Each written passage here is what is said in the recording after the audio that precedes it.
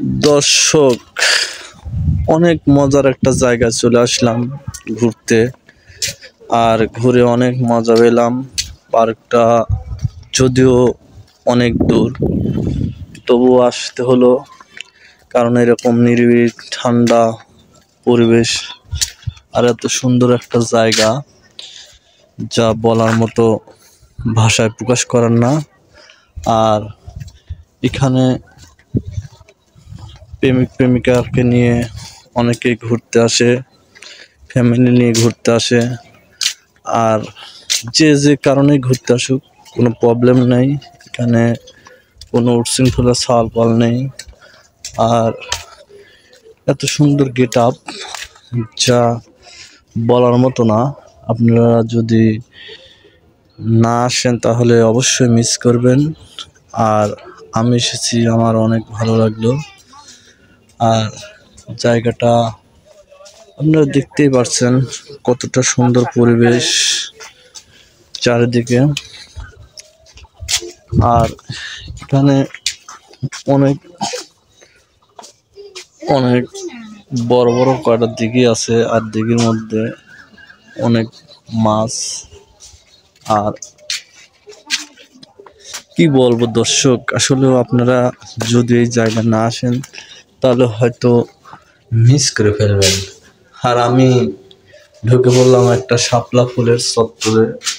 আর শাপলা ফুলের চত্বরের মধ্যে বসার মতো কিন্তু টুলের ব্যবস্থা আছে।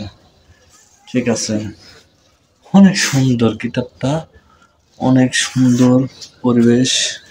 এই যে জোড়া জোড়া বসে আছে সব, ঠিক আছে, দেখেন কি সুন্দর পরিবেশ। আর কি বলবো দর্শক, যা ভাষায় প্রকাশ করতে পারবো না।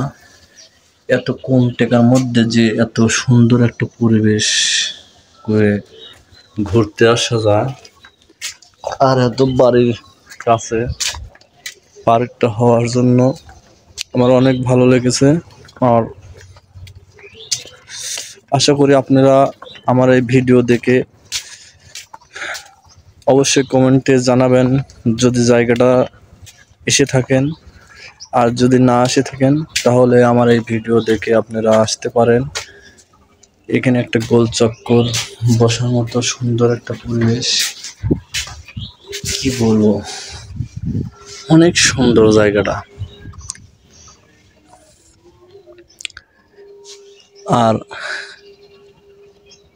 পুরা পার্কটা এখনো ঘোরা হয় নাই। আর পুরা পার্কটা ভিডিও করতে,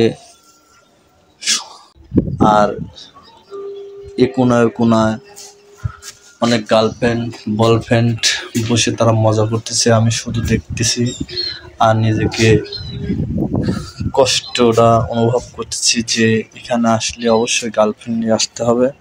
আর এখানে একলা একলা এসে কোনো মজা পাওয়া যাবে না, ঠিক আছে।